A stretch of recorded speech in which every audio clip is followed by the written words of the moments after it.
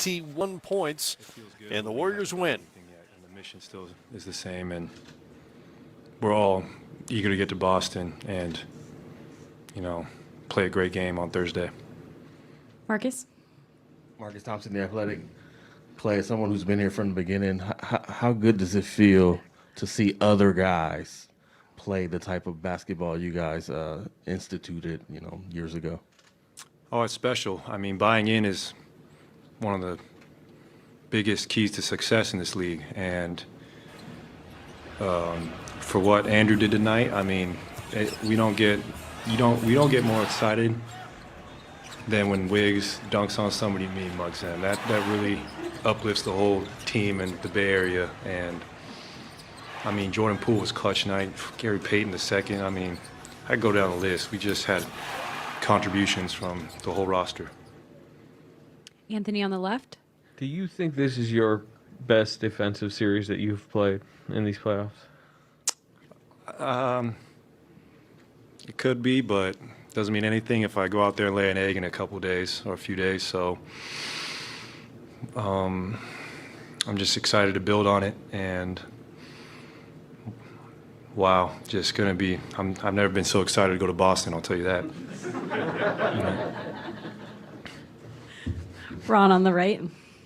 Klay, Ron Krejcik from the San Francisco Chronicle. Gary Payton, a little more than a month ago. Gary Payton, a little more than a month ago, obviously had an injury that looked like it could have ended his season. Draymond, by his own admission, played atrociously in Game 3. And it seems like they both sort of personified what you guys did on defense tonight. Yeah. I'm hoping you could sort of convey, we've talked a lot about Draymond over the years, but what they each mean to your team defense. I mean, Gary plays bigger than any other 6'2" NBA player I've ever seen.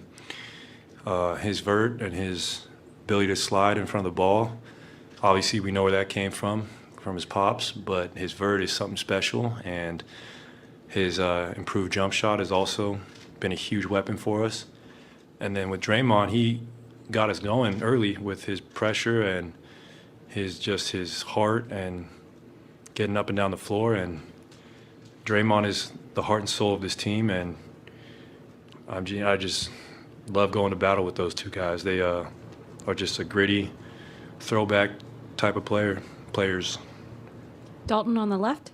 Hey, Klay. Dalton Johnson here, NBC Sports Bay Area. The trio of you, Steph, and Draymond now have one more finals win than the trio of Tim Duncan, Manu, and Tony Parker. To you, right there, wow. What does that stat mean to you? I mean, someone, obviously that knows the game, been around for this long. It's a blessing. I mean, those three guys are Hall of Famers and some of the greatest to ever play. And I feel like they played my whole life, my whole childhood. So to be in this, just mention the same company with them, that is humbling. And, it won't mean much unless we get another win. So that's awesome. I mean, but it would really add to our legacy if we close this thing out. Howard on the right. Howard Beck with Sports Illustrated. Klay, we often ask you guys what it's like to watch Steph when he has a really special night like he did in Game 4. Mm-hmm. What's it like having to kind of endure when he has this rare, tough night? And is it added stress? Is it, how does it filter out to the rest of the team in terms of rallying around that? Well, Steph is the best to ever shoot it, and I'll tell you what, everyone in this building, including the fans and those watching, believe the ball is going in when it leaves his fingertips. So we're never stressed or worried about number 30. He has done so much and elevated this franchise to a place where it was hard to even imagine that he has leeway and he can have a bad night. I just know he'll respond.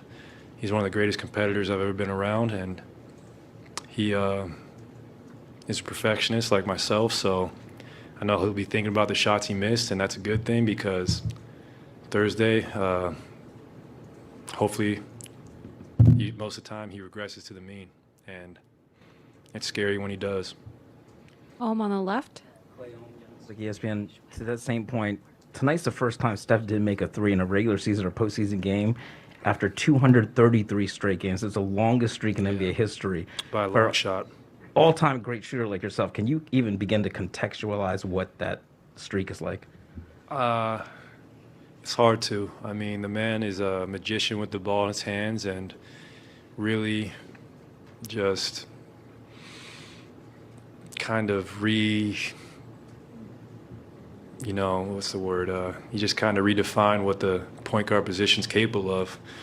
I've never seen a player who can shoot off the ball screen or the pin down or anywhere like Steph, and I just have been very blessed to share the backcourt with him. I've seen him do so many amazing things that's become routine and expected, but it shouldn't be because he is really a transcendent talent that we'll never see again. Last couple for Klay. Mark? Hey Clay, Mark Medina, NBA.com. Two-parter here. Growing up, what did you learn from your pops about the Lakers-Celtics rivalry? And even though you're obviously with a different team, how has that shaped your experience facing them in the finals so far? Well, when you face a team with a history like the Celtics, it's awesome. I mean, they've had some of the greatest players that ever dribble a ball, all the way back to Cousy and Russell, to Bird, McHale, Parrish, and you're watching Paul Pierce and Kobe go at it, and now to add to that legacy, and it's great. And growing up, we would watch those games, and you could just feel the tension in the Forum or at the Boston Garden, and I know he looks back on those with just so much joy, as I do too, because the Lakers-Celtics rivalry really built the NBA, you can say, and it's one of the greatest rivalries in the world. So to kind of be able to be a part of that with, Golden State and Boston, it's a new chapter, and it's just awesome to be here. It's like a dream, honestly. Like compared to what I was doing last year in this building at this time of the year, it's a dream. Last question to CJ. CJ Holmes, San Francisco Chronicle. Clay, how did your recent retreat on the water get you ready for Game 5 tonight?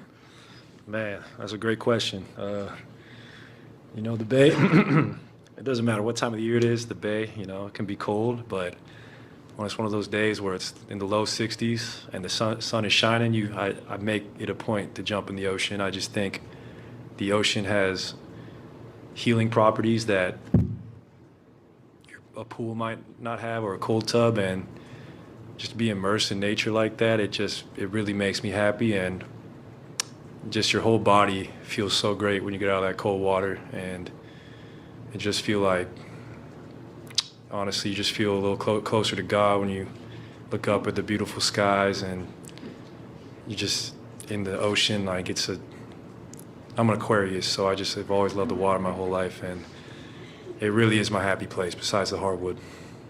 Thanks, Klay. No problem. I'm refreshed.